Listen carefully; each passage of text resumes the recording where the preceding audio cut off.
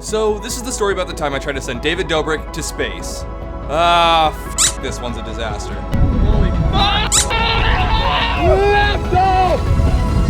Tucker is busy arguing with that cop. You know, violating military airspace is a big deal, right? Like, you can go to jail for that? No. What happened? What is up, boys and girls, women and children, men and people who identify as whatever the you want to, because you could, you could be a giraffe watching this, and that's fine with me. We're here together. That's great. This is great. How's it going? How are you? Welcome back to the vlogs, ladies and gentlemen. It has been 3 weeks since the last video, and let me tell you something. This video cost me quite a bit of money, and as you'll see throughout the entire video, towards the end, I may spend life in jail, so please hit the subscribe button. Please just consider hitting it, because that's the only thing that's gonna make this worth it. Hit the like button down there and the subscribe button. Go ahead, I'll wait. I have nothing but time, and I mean, if I'm in jail, I'll have even more free time. So that's just a lot of opportunity for you guys to be hitting the like and subscribe button. I'll wait again. Man, it is beautiful out today. You guys do it? That seems like a long enough time. You got it. I believe in you. You did it. Awesome. Thank you. Love you. So just about 3 weeks ago, I Heely'd across the entire state of California for David Dobrik. It was eventful, and we actually got his attention, which was amazing, but we didn't hit the goal, which was to hang out. So with no word, I knew I had to step things up. I was going to send David Dobrik to space. It started with me renting literally the world's biggest helium tank. It was so ridiculous, I don't even want to get into it. They told me that they had this $200 tank, and then they ended up giving me this $500 one. Terrible, but it is what it is. You know, you live life and these things happen. After getting all the other supplies on top of the helium tank, I started to understand that this video was going to be really expensive. And then the next step was to Photoshop an image of me, Jason, and David all together on the podcast, which is the goal of this video, by the way. I hope to get on the Views podcast, so yeah, I mean, come on, let's go. And at this point, I was pretty much ready to go. I woke up really early at like 2 a.m., and then I was on my way to go pick up my friend, Calvyn. Let's go! Going to pick up my good friend Calvyn right now, Olympic swimmer and sexy as hell. I'm not saying I'm gay, but you know, if I was gonna be, it would be with him. Why did I say that? Oh, damn, dude. Hey, thanks for waking up at 3 a.m. with me, bro. Dude, the things I do for you, bro. I know. So we had to drive about 3 hours outside of Los Angeles, and after one long drive and a quick sunrise dance, we were there. The only bad news was, it was windy. Like, really windy. This is really bad. I did the balloon trajectory predictor, whatever the f you want to call it, and it literally said the balloon was just gonna go up and like travel 100 feet and come down, which in the grand scheme of things, didn't make much sense, and I really thought that maybe we'd be good, but it's very windy. It's cause for concern on multiple levels. One, can I even get the balloon up?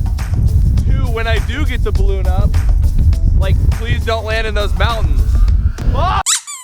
This is like worst case scenario. Fuck me. To say I was stressed in this moment would have been an understatement. The wind wasn't letting up, and I had no idea what I was doing. At this point, I've spent almost $1,000 on this video, and like $450 in rentals, and we're just in way too deep to back out now. So, I mean, I just gotta start to figure it out, I guess. At least we're out here just living and experiencing life.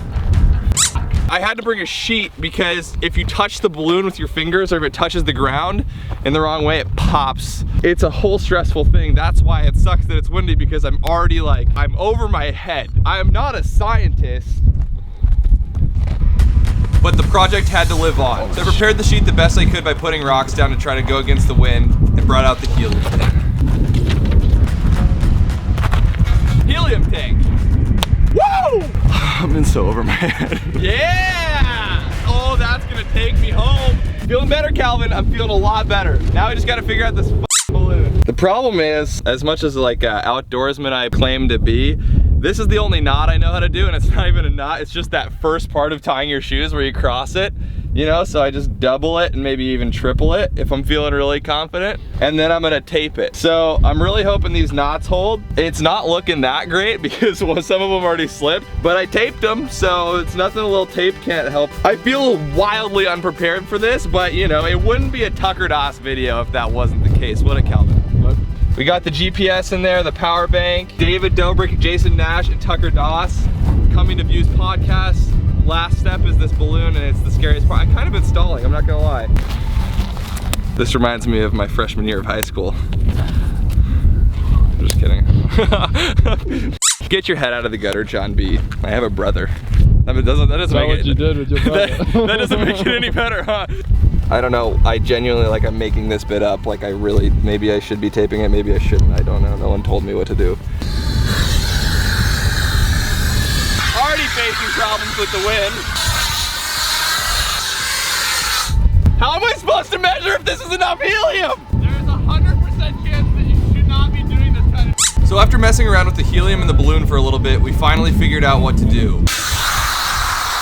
Oh! Holy fuck! And after a little more struggling, I figured out how to put the package on the balloon. We've done the best we possibly can. At this point, I would say there's a 50% chance I get any of this back. Those are incredibly positive odds. No matter what the odds actually were, either way, it was time to launch. I guess this is as good as it's gonna get. 3, 2, 1, lift off! I don't know, I mean, we gotta, hopefully the GPS is working. Like, there's a lot of factors that could really fuck this up. I don't know if you can see it. It looks so hectic, it's just getting ripped around. Dude, f it, at this point, it's up there. David, this better get me on the Views podcast. Dude, if that doesn't work, I just lost so much money that I don't even have. Good thing we got a whole tank of helium to ingest while we wait. I would say there's about a 43% chance that I ever see that setup again. Oh, yo, dude, what's up? What's cracking lacking, dude? How do you think we're getting it back? You think 43%? I think 12%. There's a 12% chance! Fuck me! Get your head out of the gutter, John B. I have a brother. Get your head out of your John B, John B. David Dobrik. If you are seeing this video, I either succeeded and it was f***ing awesome, or I'm a giant f***ing failure! I really hope I get that back. This is gonna be the greatest failure of my life if I just lost all that.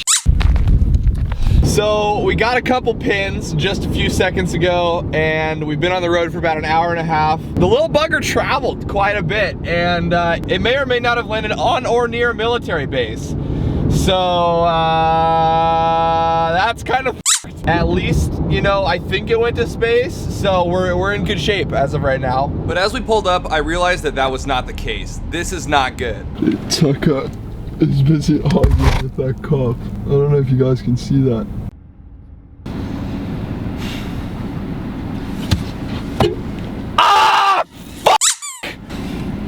So, essentially, what just went down, in short, because I was just in there for an hour, how do I explain this? The balloon could not have landed in a worse place. It landed pretty much in like an Area 51, like beyond restricted military base. And not only that, like I just meandered on in there just like, oh yeah, I'm just gonna get a visitor pass and stroll through one of those dirt roads and just grab it and go.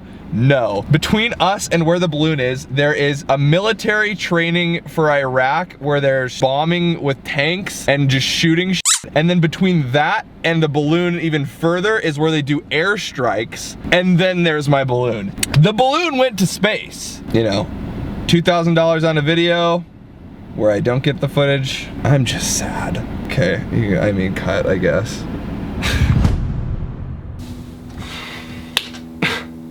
In response to yesterday and the happenings of yesterday, I'm calling the only person I know who may have any advice or speculation onto what I can expect, if I can even expect anything. He's my good buddy from Hawaii, Drew, who's in the military as well, so he might know a few things. Hey Tucker, what's up, man? What's up, dude? How you doing? I'm fantastic. You know how I told you like a few weeks ago that I was gonna send David Dobrik and I to space? Yeah. You do it? Yeah, well, I mean, kinda. It went just as planned. I was getting GPS coordinates, and then the wind kind of took it like good 200 miles, and it landed on a military base. So I don't know. Yeah. Wait. It went above the military base? Like, it went into it? So, Yeah. you know, violating military airspace is a big deal, right? Like, you can go to jail for that? What No. happened? But you think I could get in trouble? On aircraft and stuff. I mean, I hope you don't, but I don't know, man. It's hard to say, but you might. Fuck me.